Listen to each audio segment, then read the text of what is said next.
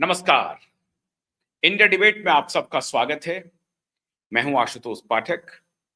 आज बहुत बड़ी ब्रेकिंग के साथ हाजिर हूं। श्रीमान नीलेश ओझा ज्वाइन कर रहे हैं। सुप्रीम कोर्ट में दिशा सालियान का मामला गूंजने लगा। मैटर पहुंच गया सुप्रीम कोर्ट और सुप्रीम कोर्ट में भी मामला गूंजा।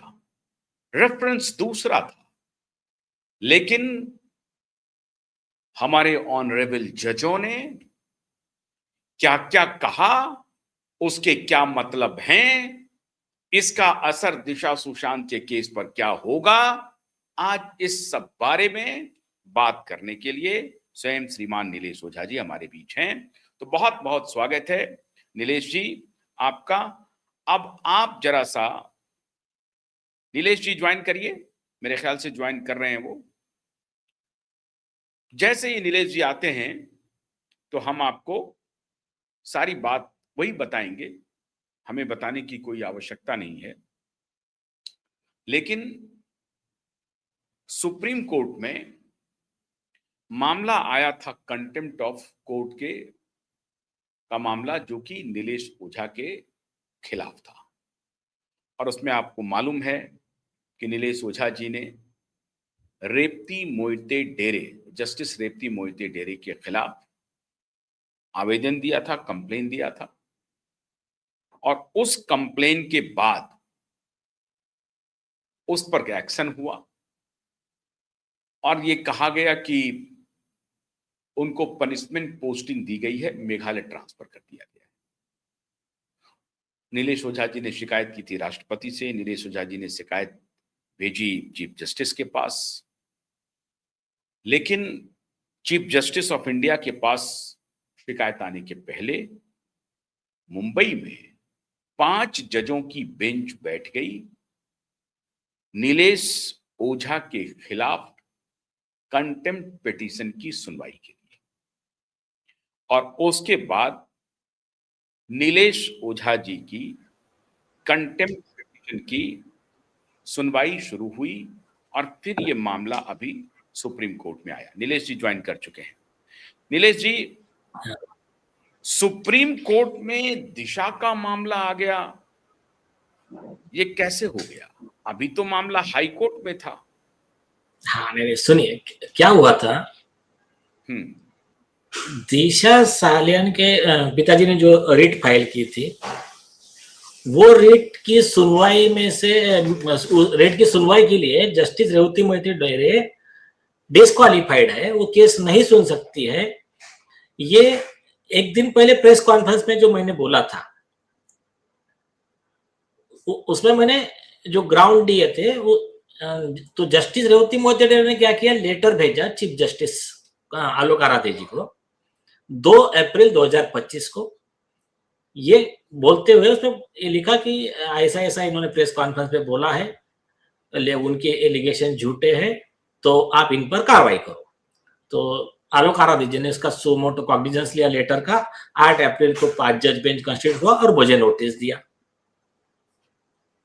अब मेरे आरोप क्या थे? मेरे आरोप थे कि नंबर 1,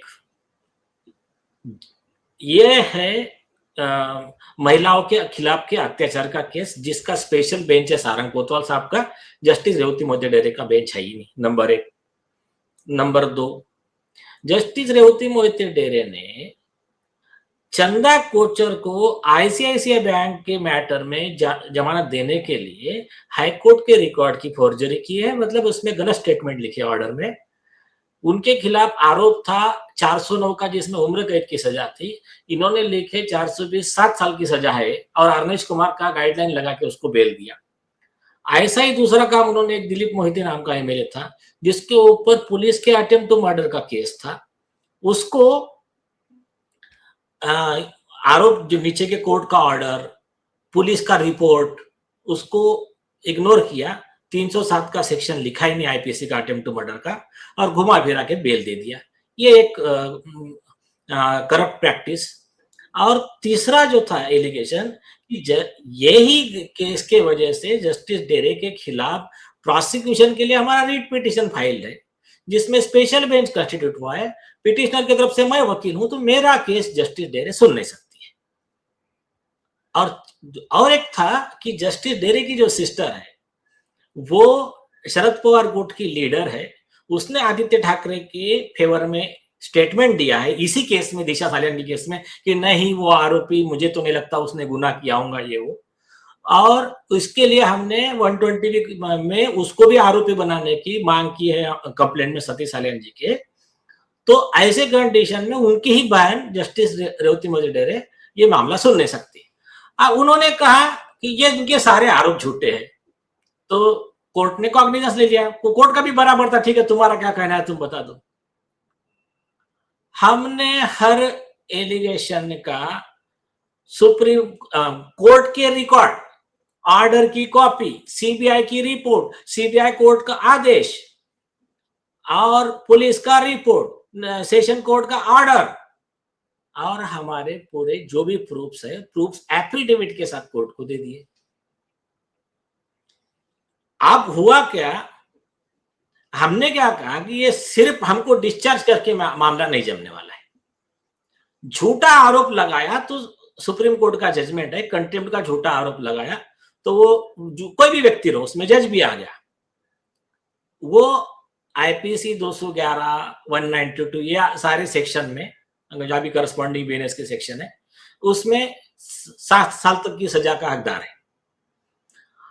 हमने कहा कि उनको पार्टी बनाओ, इसमें उनके लेटर पे कॉग्निजेंस लिया और उनको विटनेस बॉक्स में बुलाओ।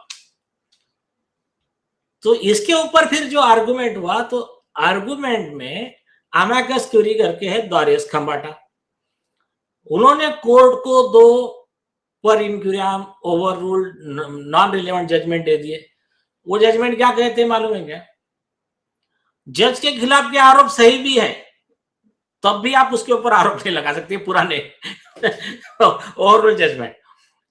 और दूसरा जजमेंट क्या कहता है कि कंटेम्प्ट ऑफ कोर्ट एक्ट के तहत, नियम के तहत चलना हाईकोर्ट को बाइंडिंग नहीं है। हाईकोर्ट को कोई नियम लागू नहीं होते, वो अपने मनमाने तरीके से कुछ भी आदेश पारित कर सकता है, या ऐसा एक जजमेंट है। और उसको वो वकील साहब ने कोर्ट के सामने दिया। मैंने फिर कॉन्स्टिट्यूशन बेंच के 7 बेंच के जजमेंट है, मैंने कहा साहब ये ओवररूल जजमेंट है, स्टैट्यूटरी अमेंडमेंट आ गया।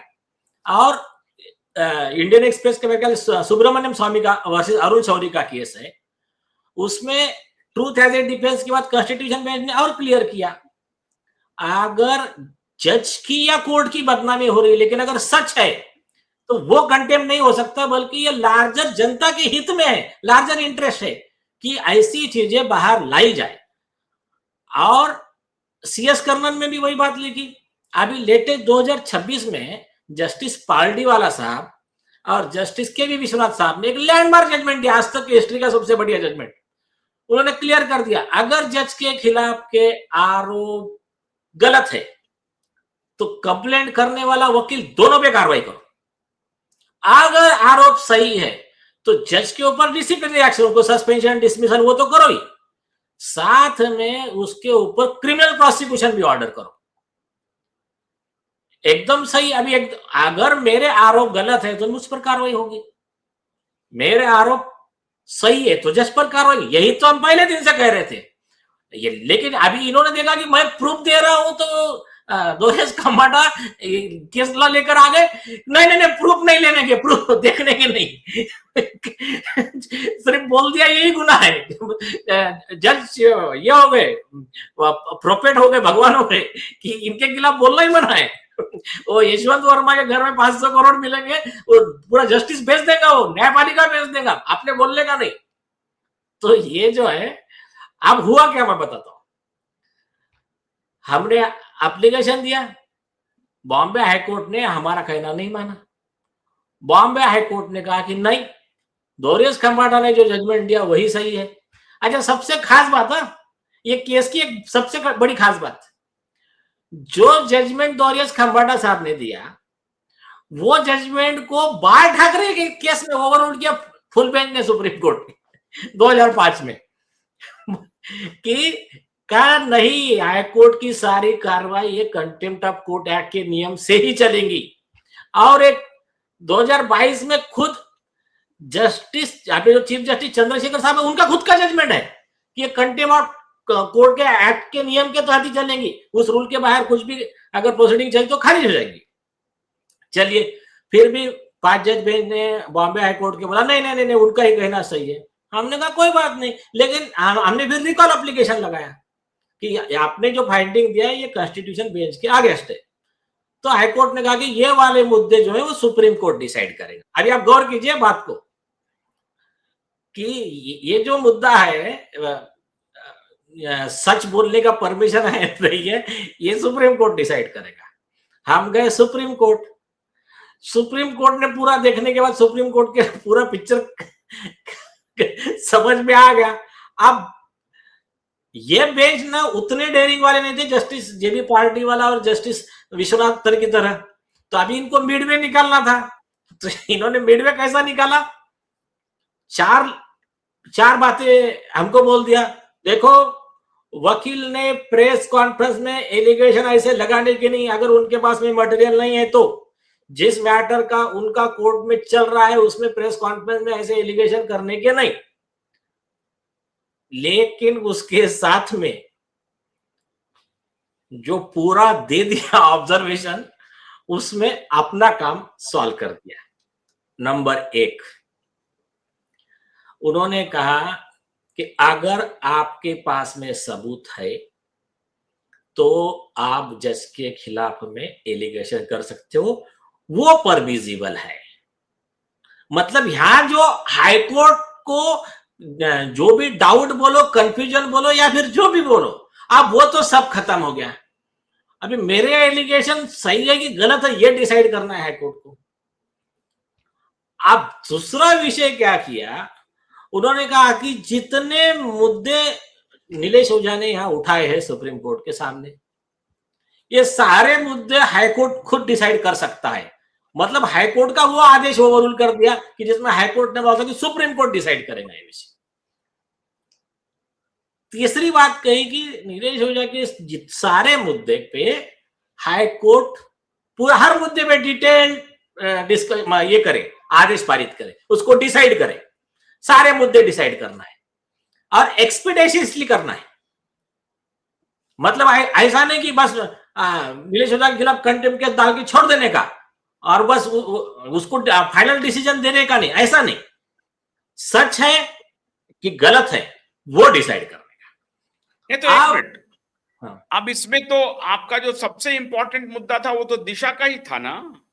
हाँ, करेक्ट करेक्ट। तो अभी देखो, मेरे खिलाफ में 2017 में 5 जज बेंच बैठा था। आप खिलाफ में नहीं बोल सकते, मेरा मैटर के लिए, जिसमें बॉम्बे हाई कोर्ट के जस्टिस ये थे शाहरुख काथावाला करके, वो मतलब अभी भी रिटायर होने के बाद में भी वो आदमी सुधरा नहीं है। मतलब वो उस समय उन्होंने जो कोर्ट में किया था, हमारे पास स्टिंग ऑपरेशन की सीडी थी, तो उसके ऊपर हमने एक इंटरव्यू दिया था। तो उस केस को 2017 में 5 जज बेंच बैठा, प्राइमरी 2 हियरिंग हुई, हमने एविडेंस दिया और हमने कहा विटनेस को बुला विटनेस बॉक्स में और हम साबित करते हैं। उसके बाद में वो मैटर लगा ही नहीं। एक बार बीच में आया था, जस्टिस गौतम पटेल साहब का फुल बेंच था, उन्होंने कहा कि हम ओपन कोर्ट में वीडियो देखेंगे आपके स्टिंग ऑपरेशन का, और बाद में मैटर लगा ही नहीं। आज वो मैटर को हो गए 8 साल, 8 नहीं 9 साल, 9 साल हो गए। तो अरे ये तो कुछ नहीं, सुप्रीम कोर्ट में हमको 2020 में 3 महीने की सजा दिए थे कंटेम्प्ट में। हमने अपील ये फाइल किया, रीट, कि इसका अपील रहना चाहिए, क्योंकि ये जो 2 जज बेंच थे, जस्टिस दीपक गुप्ता और जस्टिस अनिरुद्ध बोस, इन्होंने जो ऑर्डर दिया है वो तो ओवररूल्ड है ऑलरेडी और पर इंक्वायरी है। और इन्होंने रिकॉर्ड के बाहर जाके ऑर्डर दिया, चीफ जस्टिस ने पहले ही हमारे फेवर में ऑर्डर कर दिया था, वो बात छुपा के रखा। तो वो मैटर हमारा रीट एडमिट कर लिया, मेरा, प्रशांत भूषण का, विजय पुरले साहब का, रशीद खान पठान का, हमारा रीट एडमिट कर लिया। मैटर आया लाजर बेंच ने एडमिट किया, मैटर आया हियरिंग को संजीव खन्ना साहब के बेंच पे, वही यशवंत वर्मा के केस में जैसा किया, टाइम पास।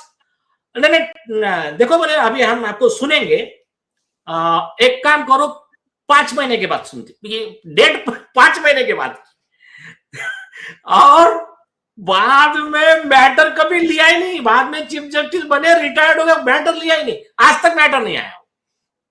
तो हमारे मैटर में क्या होता है, शुरू में कॉग्निजेंस ले लेते, जब हमारे प्रूफ देखते तब उनको समझ में आता, अरे यार ये इनका तो फैक्चुअली सही है और लीगली भी स्ट्रांग है। अब नहीं, इसमें एक बात तो ये हो गई ना, एक बात तो ये हो गई नीलेश जी कि सुप्रीम कोर्ट ने साफ साफ कह दिया कि आपके द्वारा उठाए गए जितने सवाल हैं उसका जल्द से जल्द सुनवाई करे और ये हाई कोर्ट को ही करना है, सुप्रीम कोर्ट आने की कोई जरूरत नहीं है। अगर नीलेश ओझा झूठ बोल रहे हैं, गलत आरोप लगा रहे हैं तो कार्रवाई कीजिए, और अगर नीलेश ओझा झूठ नहीं बोल रहे हैं तो इमीडिएटली इस ट्रायल को आगे बढ़ाइए। तो पहला काम तो जो चंदा कोचर का जो मामला है वो तो अलग है, वो तो वन ऑफ द रीजन है, लेकिन जो सबसे बड़ा रीजन आपने दिया था उस प्रेस कॉन्फ्रेंस में, आपने ये कहा था कि जस्टिस रेवती मोहिते डेरे की बहन एनसीपी की नेता हैं और उनके खिलाफ मैंने ऑलरेडी इसमें रिट डायल में अपने रिट में उनको मेंशन किया हुआ, उनको आरोपी बनाया है, और वो उन्होंने कहा है कि नहीं मुझे ऐसा लगता नहीं है कि आदित्य ठाकरे ने ऐसा कोई काम किया होगा। ठीक है, ये उनका वेल विशर हैं वो, तो अच्छा सोचती होंगी वो। अब यही अच्छा सोचने के लिए वो प्रभाव डाल सकती हैं अपने बहन पर, क्योंकि दोनों बहन है, ठीक है। तो कॉन्फ्लिक्ट ऑफ इंटरेस्ट आपका एस्टैब्लिश हो रहा है, फैक्चुअली यू आर करेक्ट।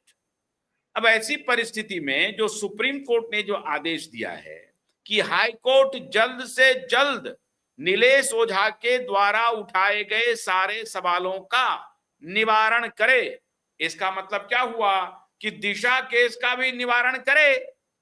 हुआ या नहीं हुआ?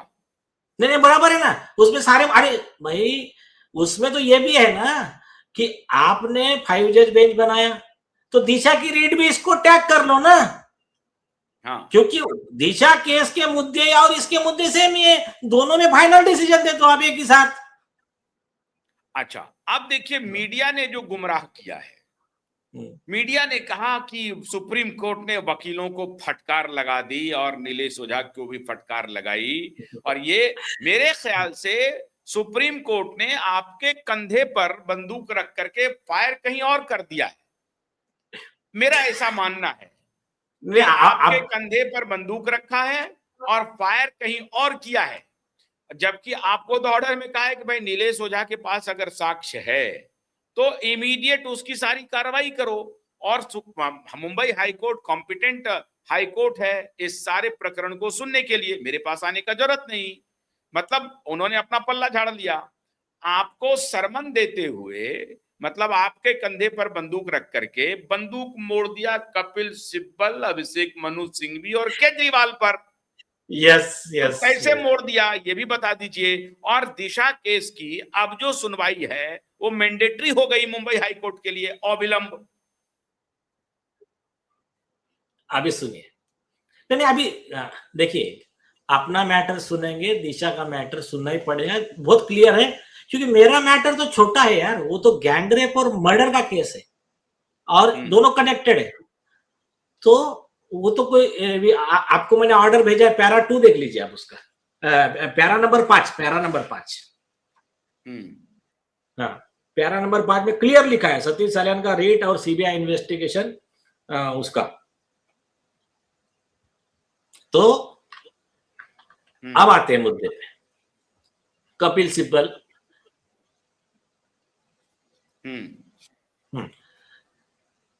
कपिल सिब्बल, हाँ, कपिल सिब्बल, मतलब ये जो आदेश है, ये आदेश में जो कोर्ट ने बातें लिखी है कि वकील लोग पब्लिक प्लेटफॉर्म पे जजेस के खिलाफ आरोप करते समय स्पष्ट सबूतों के सिवा आरोप ना करे, एक, और पहले तो अवॉइड करे, पब्लिक प्लेटफॉर्म पे स्टेटमेंट देना अवॉइड करे, और विदाउट साउंड प्रूफ तो बिल्कुल ना करे। हाँ, आप जुडिशरी के बारे में लोगों में डिस्ट्रस्ट मत पैदा करें। आप इसका सबसे पहला आरोपी कोई बनता है, वो है मिस्टर कपिल सिब्बल। अपना एक यूट्यूब का प्लेटफॉर्म बना लिया है और वहां प्लेटफॉर्म में बैठ के खुद और दो चार डिसऑनेस्ट लोग, ये सुधांशु धुलिया वगैरह जैसे रिटायर्ड सुप्रीम कोर्ट के जज दो चार लोगों को लेके आ जाते और सुप्रीम कोर्ट का उदाहरण, संजय राउत का उदाहरण है ना। संजय राउत ने पॉडकास्ट में कहा कि बाला साहब ठाकरे ने जज को फोन किया, इसका मतलब क्या हुआ? करेक्ट। इसका मतलब यही हुआ ना कि भाई बाला साहब ठाकरे हाईकोर्ट के जज से ऊपर है। हाँ, और उनके कहने पे ऑर्डर किया, बॉम्बे हाई कोर्ट ने उनके फोन पे ऑर्डर किया। ये वो स्टेटमेंट है संजय राउत का। हाँ, और उस पर वाह कर रहा है कपिल सिब्बल। सुनिए, और वहां बैठ के उमर खालिद के केस में सुप्रीम कोर्ट के जज कैसे बीजेपी के प्रभाव में है, सरकार के प्रभाव में है, ऐसे ऐसे स्टेटमेंट कपिल सिब्बल देते हैं। फिर अभिषेक मनु सिंघवी जैसे लोग जो कलकत्ता हाईकोर्ट के जस्टिस गंगोपाध्याय थे, उनके ऊपर में एलिगेशन कर रहे थे कि मैलाफाइड इंटेंशन से उन्होंने ऑर्डर पास किया ममता बनर्जी के भांजे के केस में। बाद में हमने कंटेंट फाइल किया तो विड्रॉ कर लिया। तो यही नहीं, अभी केजरीवाल है, केजरीवाल जज पे आरोप कर रहा है। फिर उसके और केजरीवाल का जोक आपको मैं बताता हूं। अरविंद केजरीवाल ने क्या कहा कि जस्टिस स्वर्णकांत शर्मा जी ये अधिवक्ता परिषद के प्रोग्राम में गई थी, करके मुझे डाउट है कि ये मेरे साथ में न्याय नहीं करेंगे, क्योंकि अधिवक्ता परिषद राइट विंगर बीजेपी की विचारधारा वाली, आरएसएस के विचारधारा वाली वकीलों की परिषद है, बार एसोसिएशन है। ठीक है, अब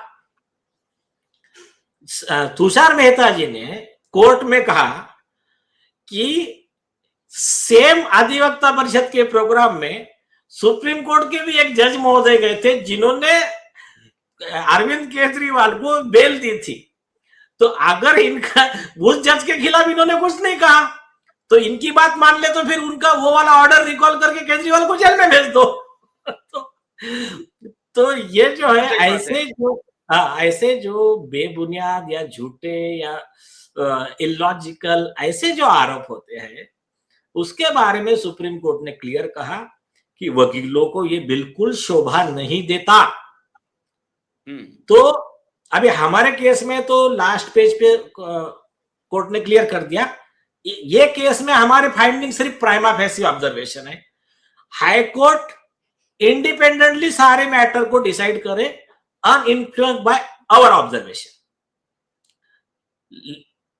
हो गया। लेकिन मतलब ये हुआ कि आप गार्जियन के पास गए, बड़े गार्जियन के पास, गार्जियन ने कहा अच्छा हाँ क्या बात है, क्या बात है, क्या झगड़ा हो रहा है, क्यों हो रहा है, अच्छा सर ये देखो ये बोल रहा है, ये देखो ये बोल रहा है। तो गार्जियन ने कहा ऐसा नहीं करने का, बाहर नहीं बोलने का, खराब लगता है, ये अच्छी बात नहीं है, अपना ध्यान रखने का। हाँ, अगर आपके पास सबूत है तो बोलने का। सबूत है तो नहीं बोलने का, नहीं बोला ना। सबूत है तो बोलने का, लेकिन ख्याल रखने का कि थोड़ा सा बचा के चलने का। सौम्य भाषा, मतलब सौम्य भाषा। अभी देखिए, सौम्य भाषा का विषय ऐसा है, सुप्रीम कोर्ट ने बहुत क्लियर किया है। आपने कौन सा आपने सौम्य भाषा का ही परिचय दिया था, आपने कौन सा वहां पर कोई गाली गलौज तो की नहीं थी। सौम्य भाषा तो था, प्रेस कॉन्फ्रेंस में कोई गाली गलौज कैसे कर सकता है? नहीं, मैंने नहीं की थी, लेकिन मैं एक लॉ क्लियर करना चाहता हूँ। भले ये आदेश मेरे फेवर में होगा, लेकिन मैं भले ये आदेश की वजह से कपिल सिब्बल वगैरह निपट जाएंगे सब, जितने इंडिया आघाड़ी के, जितने बीजेपी के विरोध के लोग आकर जजेस पे एलिगेशन करते, वो सब निपट जाएंगे आदेश में। लेकिन फिर भी मैं एक बात उन लोगों के फेवर में बोलता हूं, सुप्रीम कोर्ट ये थोड़ा पार्ट जो है ना सुप्रीम कोर्ट का, जो मेरे फेवर का है, उससे भी थोड़ा बड़ा पार्ट है कॉन्स्टिट्यूशन बेंच का। वो ये कहता है तुम्हारे पास अगर सबूत है तो अभी देख, भ्रष्ट को भ्रष्ट नहीं बोलेंगे तो क्या बोलेंगे, उसको क्या का रिस्पेक्ट देने का। तो सुप्रीम कोर्ट ने कहा वो जज की गरिमा कम हो जाए कि कोर्ट का नाम खराब हो जाए, उससे कोई फर्क नहीं पड़ता, वो कंटेम्प्ट नहीं होता है। सुब्रमण्यम स्वामी वर्सेस अरुण शौरी का 2014 का संविधान पीठ का जजमेंट है, तो उसमें क्लियर कर दिया। तो ये जो है ना, ये जस्टिस विक्रमनाथ और जस्टिस संदीप मेहता ने थोड़ा आधा लिखा है। अगर पूरा लिखते जस्टिस पार्डीवाला और जस्टिस विश्वनाथन की तरह ना, तब सही रहता। उन्होंने क्लियर कहा गलत है तो बिल्कुल नहीं छोड़ने का। ऐसे क्या वर्ड यूज किया मालूम है जजेस के लिए जस्टिस पार्डीवाला साहब ने? Black ships. ये ऐसे जो ब्लैक शिप्स है ना जुडिशरी में, इनको क्रिमिनल प्रोसिक्यूशन किए बगैर ठीक नहीं होंगे। नहीं, अभी जस्टिस नागरत्ना जी ने कहा है कि जो आपका जो नॉन इनकम है उसके बियॉन्ड अगर आपका सब कुछ दिखता है तो आपको सिस्टम में रहने का अधिकार नहीं है। जजों के लिए उन्होंने कहा है। उन्होंने कहा ऐसे लालची जज को बाहर फेंक देना, लालची जज को बाहर फेंक देना चाहिए। हाँ, लालची जज को बाहर फेंकना चाहिए सिस्टम से। हाँ, नहीं सिर्फ क्या प्रॉब्लम बताता हूं मैं, यहाँ बाहर आकर स्पीच देते ऑर्डर लिखते समय पेन लड़खड़ा जाती है उनकी। अच्छा, हाँ, मुझे इतना बताए ना, जस्टिस यशवंत वर्मा भी एफआईआर क्यों नहीं किया? और जब तब नहीं किया, तुम ब्रदर जज थे, तो तुमने तब स्टेटमेंट क्यों नहीं दिया फिर तभी? तो जस्टिस नागरत्ना जी ऐसा कर सकती थी। हाँ, लेकिन जस्टिस नागरत्ना जी का कोई बयान नहीं आया अभी तक। हाँ, फिर उसमें क्यों नहीं बोला तुमने? हाँ, अच्छा, सब जाने दिए, सब जाने दिए। जस्टिस चंद्रचूड़ के प्रूफ दे रहे हैं हम, चलो बोलो उनके खिलाफ, और जाने दीजिए। 2 दिन रुकिए। एक हमारा एक बहुत बड़ा ये होने वाला है, दिल्ली की एक पार्टी है अपनी, आपको आपके चैनल पे आने वाली है, प्रेस कॉन्फ्रेंस करेंगी। जैसा चंद्रचूड़ का किया ना, वैसा सारे डिजिटल प्रूफ के साथ सुप्रीम कोर्ट का जज, उसके फैमिली मेंबर, कैसा पैसा मांगा, कैसा अरबों का डील कर रहे, करोड़ों का डील कर रहे, और धमकी दे रहे, एक्सटॉर्शन कर रहे, सारी चीज 2 दिन रुको। चंद्रचूड़ और उनके बेटे का कैसा है, उसी तरह रिकॉर्ड है, वीडियो ऑडियो रिकॉर्ड है। अरे मैं डिजिटल प्रूफ दूंगा ना, कोई डिनाई नहीं कर पाएगा, चिंता मत करो। तो क्या है आप ये डिजिटल प्रूफ देंगे? हाँ, सुप्रीम कोर्ट के जज के खिलाफ। हाँ, रिटायर्ड है लेकिन डोंट वरी, रिटायर हो गए हैं, रिटायर्ड हो चुके हैं, लेकिन तब उस समय इन्हीं जस्टिस नागरत्ना जी को आप पूछ लेना, भाई आपका क्या कहना है इस पे, बताइए। हम तो सूर्यकांत साहब के पास में पहले ले जा कर देंगे, 7 दिन वेट करेंगे, कार्रवाई नहीं हुई तो फिर प्रेस कॉन्फ्रेंस लेंगे। अच्छा, किसी भी जज को, क्या कोई सुप्रीम कोर्ट के जो जज हैं वो सुप्रीम कोर्ट के सिर्फ एक जज नहीं है, और सुप्रीम कोर्ट खाली सुप्रीम कोर्ट नहीं है, पूरी न्यायिक व्यवस्था का सबसे एक हेडमास्टर है, ऊपर से देखते रहते हैं। जहां कहीं भी अनाचार अत्याचार हो रहा है या जुडिशरी की या न्याय की अवहेलना हो रही है, उनको देखने का अधिकार है। तो क्या जस्टिस नागरत्ना एक फीमेल हैं और वो काफी इस पर एक्टिव रहती है, अभी सबरीमाला पर काफी उनका हमने देखा प्रवचन वगैरह, तो क्या जस्टिस नागरत्ना को नहीं दिखाई पड़ रहा है कि 12 महीने से दिशा सालियान के पिता भटक रहे हैं, पुलिस एफआईआर नहीं कर रही है? जस्टिस नागरत्ना ये बयान क्यों नहीं दे, या उनके जुरिस्डिक्शन में नहीं है, वो दे भी नहीं सकती हैं क्या, या वो सुओमोटो तो नहीं ले सकती?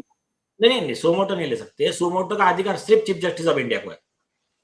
बीच में लेकिन क्या जस्टिस नागरत्ना ये बयान दे सकती है कि मुंबई हाई कोर्ट इसका एफआईआर क्यों नहीं कर रही है, आदेश क्यों नहीं दे रही है? ऐसा दे सकती है? नहीं, स्टेटमेंट ना अगर इनको सवाल पूछा जाए तो अभी बाकी दूसरे मैटर पे तो बहुत जन बोल रहे, जस्टिस चंद्रचूड़ वगैरह जो भी है। देखो, नियम से बताओ क्या जज ने ऐसे स्टेटमेंट नहीं देना चाहिए, वो फिर वो प्रिजुडाइज होता है प्रोसीडिंग। भले मैं बताऊं ये हमारे फेवर में होगा, तब भी मैं बता रहा हूँ ये न्यायपालिका के लिए ठीक नहीं है। तो जजेस ने ऐसे स्टेटमेंट पेंडिंग केस में नहीं देना चाहिए, उनका जजेस इथिक्स कोड है, और ये कंटेम्प्ट में भी आता है, ये जुडिशियल ओवररीच, जुडिशियल इम्प्रोप्रिटी में भी आता है, आपको पता है। हाँ, तो ये इस पे है, इस पे जजमेंट नहीं चाहिए, नहीं। तो अच्छा, मतलब लेकिन कोर्ट को ये यकीन होना चाहिए अपने अधीनस्थ कोर्ट के ऊपर कि वहां कॉम्पिटेंट जजेस हैं और वो देख रहे होंगे मैटर को। नहीं, उसमें इंटरफेरेंस भी नहीं कर सकते ना। सुनिए, अगर ये देश का मजिस्ट्रेट का कोर्ट भी है, तो मजिस्ट्रेट या कोर्ट ने क्या डिस्क्रिशन यूज करने का, यह order supreme court of India में नहीं दे सकता है। वो ये कह सकता है कि या तो तुम्हारा आदेश गलत है मैं सेटिसाइड करूंगा, या तो रिमांड बैक कर सकता है, इसको लॉ के हिसाब से डिसाइड करो, लेकिन ये नहीं कह सकता कि तुम ऐसा ही डिसाइड करो। जहां डिस्क्रिशन है जज को, वो डिस्क्रिशन ये खुद टेक ओवर नहीं कर सकता है। तो हर एक जज का अपना इंडिपेंडेंस है, वैसा ही एडवोकेट का इंडिपेंडेंस ऑफ बार है। अच्छा, तो आपका one of the complaint, major complaint जो चंद्रचूड़ जी के खिलाफ था, वो यही तो था कि हाई कोर्ट के पास कोई केस नहीं था और उनके बेटे का जो क्लाइंट था वो सुप्रीम कोर्ट पहुंच गया और उन्होंने फर्जी वर्जी बोला होगा, जो भी बोला होगा, इन्होंने बिना रिकॉर्ड देखे हुए आदेश दे दिया कि हाई कोर्ट को फौरन इस मैटर को लेना चाहिए। और जब हाई कोर्ट के पास इनका आदेश पहुंचा तो बोला भैया मैटर तो मेरे पास है ही नहीं है। नहीं, वैसा नहीं हुआ। ये इंक्रोचमेंट था ना उनके अधिकार का। नहीं, इंक्रोचमेंट नहीं था, वो फोर्जरी थी। वैसा कोई अर्जित, सुनिए, चंद्रचूड़ उनके जब हियरिंग कर रहे हैं कि ये एप्लीकेशन आप डिसाइड करो, तो वो पिटीशन में वो एप्लीकेशन जुड़ा रहना चाहिए ना। पिटीशन में भी वो एप्लीकेशन जुड़ा नहीं है, हाई कोर्ट में ऐसा कोई एप्लीकेशन है ही नहीं, सरकारी वकील को भी तुम सुन नहीं रहे हो, और सिर्फ वो एक लेडी एडवोकेट खड़ी हो जाती है और ये एक ही मिनट में ऑर्डर भी हो जाता है, और दूसरा एक और कि तुरंत डिसाइड करो 3 महीने के अंदर। और एक गरीब सतीश सालियान जैसा आदमी अगर सुप्रीम कोर्ट जाता है तो यही चंद्रचूड़ साहब क्या बोलते फिर, अरे हम हाईकोर्ट के इसमें ज्यादा इंटरफेयर नहीं कर सकते हैं, आप जाके हाईकोर्ट रिक्वेस्ट कर लेना। क्यों? क्योंकि आपका मैटर थोड़ा छोटा है, क्योंकि वो गैंग रेप और मर्डर ये उतने बड़े मैटर में नहीं आते हैं, जैसा कि मेरा बेटा जिसमें लड़ रहा है वही मैटर बड़ी श्रेणी में आते। यही बोलेंगे ना।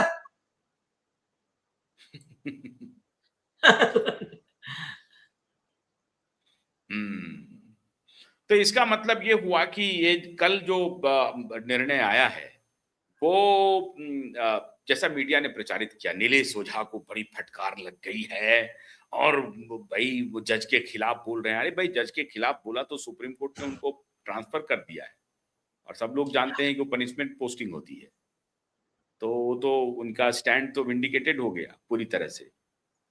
अरे अब तो सवाल यह है कि आप दिशा के केस में तो अब स्पीड पकड़ेगा।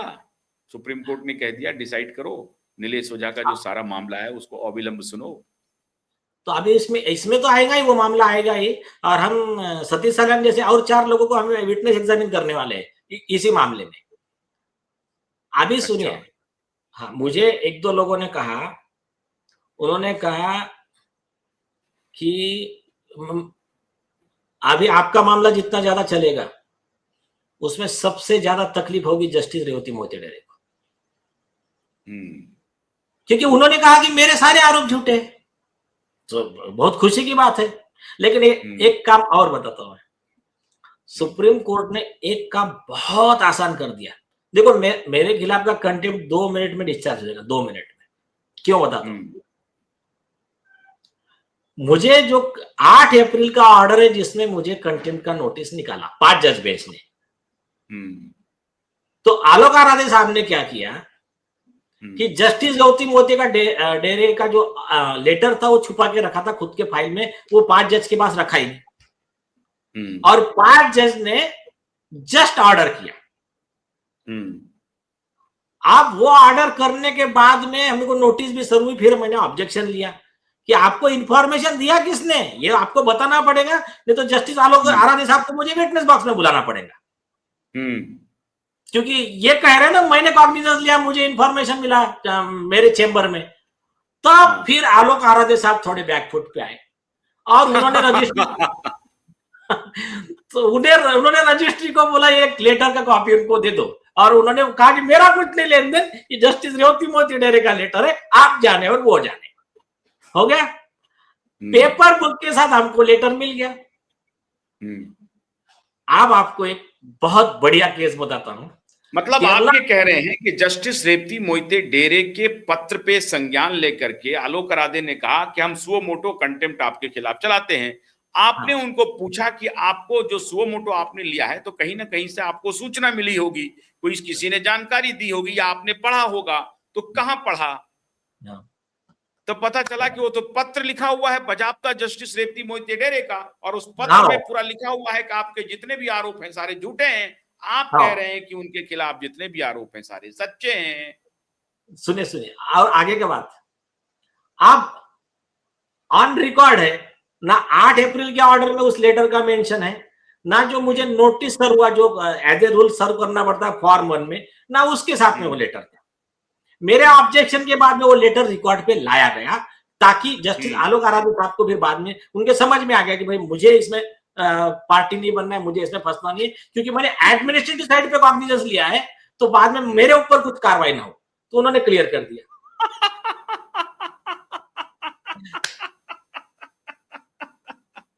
अब जस्टिस ही कह रहे हैं कि मेरे ऊपर ना कार्रवाई हो जाए, इसलिए भैया मेरा कोई लेना देना नहीं। उसका रीजन बोलता हूँ मैं, उसका रीजन बोलता हूँ। इसीलिए तो बोल रहे हैं लड़ाई सुनिए, बहुत बड़ी है। अब हमारे दर्शक भी देख रहे होंगे कि दिशा का आगे का केस जो चाहे 20 साल चले, जेल तो भेज के रख के मानेंगे हम लोग। आगे का कितना जोक साल चला। हाँ, आगे का जोक सुनिए। 嗯 जस्टिस पार्टीवाला साहब का एक लैंडमार्क जजमेंट है 2012 का, नंदलाल ठक्कर का, और उसके बेस पे अभी केरला हाईकोर्ट के डिवीजन बेंच ने 2024 में Yashwant Sinha high court versus Yashwant Sinha case में कंटेम्प्ट का केस खारिज किया, इसी ग्राउंड पे कि जिस जज ने जो लेटर भेजा था वो चीफ जस्टिस के पास तो था, बाद में दे रहे हो तुम, लेकिन जिस दिन ऑर्डर पास किया कॉग्निजेंस का, जिस जो नोटिस सर्व हुई, उसमें था ही नहीं। तो ये इनक्यूरेबल डिफेक्ट है, ये कंटेम्प्ट प्रोसीडिंग आगे चल ही नहीं सकता है, केस खारिज। तो अब हुआ क्या कि आलोक आराधे साहब ने ये पॉइंट जो है ये ऑर्डर में नहीं लिखा था, सुप्रीम कोर्ट ने हमारे फायदे के लिए ये ऑर्डर में लिख दिया कि वो लेटर के बेस पे ही कॉग्निजेंस हुआ है। तो अब इसका मतलब है कि जस्टिस रेवती मोहिते डेरे क्या आने वाले दिनों में और इस मुद्दे पर कि आपके खिलाफ जो उन्होंने कहा कि मेरे खिलाफ सारे आरोप गलत हैं, और जब आपके आरोप साबित हो गए तो फिर एक्शन होगा उनके खिलाफ? हाँ, अभी सुनिए, ये लोगों को क्या भ्रम रहता है कि जज ने आरोप लगा दिया और गलत निकले तो कुछ नहीं, बस ऑर्डर सेटिस्फाइड होती है, उनका कुछ होता नहीं। ये बहुत गलत है। अभी का बाकी तो पुराने केस जाने दीजिए, मैं एक लेटेस्ट केस बताता हूँ। मोहम्मद नाजिर करके, अंडमान निकोबार के सांसद है, उनके ऊपर एक नीचे केस चला, तो जज ने उनके खिलाफ में झूठा आरोप किया, झूठे आरोप फ्रेम किया। उन्होंने हाई कोर्ट में पिटीशन लगाया, बोला ये जज ने ये झूठे रिकॉर्ड बना के मुझे फंसाया है झूठे केस में। हाई कोर्ट ने उस जज को तुरंत सस्पेंड का ऑर्डर दिया, उसको पार्टी बनाया परजुरी में, उसको शो का नोटिस दिया, और सुप्रीम कोर्ट ने भी वो प्रोसीडिंग को गलत नहीं माना, जो हाई कोर्ट का ऑर्डर है। हाँ, अब ये एक हो गया। दूसरा, एक बीएस शंभू का 1983 का जजमेंट है, जिसमें एक वकील को मिसचीवियस एलिमेंट बोल दिया एक लेटर में जज ने। तो सुप्रीम कोर्ट ने बोला कि ये वकील उस जज के खिलाफ डिफामेशन का केस फाइल कर सकता है, किसी के परमिशन की जरूरत नहीं है, क्योंकि ये पार्ट ऑफ ऑफिशियल ड्यूटी नहीं है जज का, ये लेटर गलत है, जज पे कार्रवाई होगी।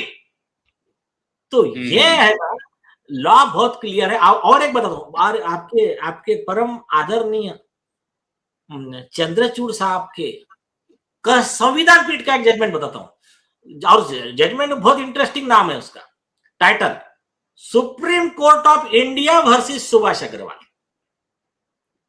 तो ये जजमेंट में सुप्रीम कोर्ट के संविधान पीठ ने बहुत क्लियर तरीके से लिख दिया कि अगर कोई जज के बायस, कॉन्फ्लिक्ट ऑफ इंटरेस्ट या ऐसे कोई भी गलत कामों के उसके ऊपर आरोप रहते हैं, करप्शन बोलो, जो भी बोलो, उसमें उसको इंस्टीट्यूशन कोई प्रोटेक्शन ना दे, उसके पर्सनल गुनाह के लिए इंस्टीट्यूशन का यूज नहीं किया जा सकता, उसको खुद के कर्मों की सजा उसको ही भुगतनी है। बहुत स्पष्ट शब्दों में संविधान पीठ ने क्लियर कर दिया।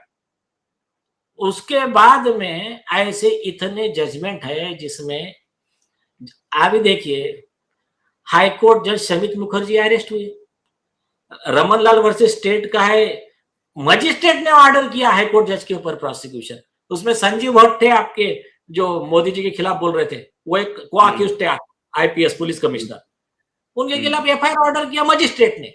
हाईकोर्ट जज पहुंच गए supreme court, high court justice BS Chauhan ने 2001 में बहुत बढ़िया जजमेंट दिया, कहा ये तेरा पार्ट ऑफ ऑफिशियल ड्यूटी थोड़ी है, भले तुम हाईकोर्ट जज हो, तुम एक वकील को झूठे केस में फंसा रहे हो, ये तुम्हारा पार्ट ऑफ ऑफिशियल ड्यूटी नहीं है, तुम्हारे खिलाफ का एफआईआर सही है, तुमको हम कुछ मदद नहीं कर सकते, तुम्हारे खिलाफ केस चलेगा। तो ये जो है ना, लॉ बहुत क्लियर है। कई लोग ऐसा लॉ प्रॉपर यूज करते नहीं है। अभी हमने तो है 2-4 जज के खिलाफ, हमको जस्टिस डेरे के खिलाफ हमको तो राष्ट्रपति की तरफ से डीम्ड सैंक्शन है। नया अमित शाह जी ने अमेंडमेंट किया कि बीएसएस में कि अगर हमारी कंप्लेंट देने के बाद 4 महीने के अंदर हमारा रिक्वेस्ट पर सैंक्शन रिजेक्ट नहीं होता है, मतलब आपको सैंक्शन है, डीम्ड सैंक्शन है बोल के आप केस फाइल कर सकते हो। उसके बेस पे तो अभी हम 2-4 जज पे अभी हम फाइल करने वाले हैं, डिफामेशन सूट, प्रोसिक्यूशन अभी हम फाइल करने वाले हैं। चलिए, तो कम से कम ये बात तो हुई कि हम लोगों की लड़ाई धीरे धीरे सुप्रीम कोर्ट तक पहुंची और दिशा का मामला सुप्रीम कोर्ट में गूंजा, और अब आगे मुंबई हाईकोर्ट पर बहुत दबाव है। अब देखना है कि इस सप्ताह तारीख मिलती है कि नहीं मिलती है, हम लोग इंतजार कर रहे हैं। बहुत बहुत शुक्रिया, बहुत बहुत शुक्रिया। नमस्कार।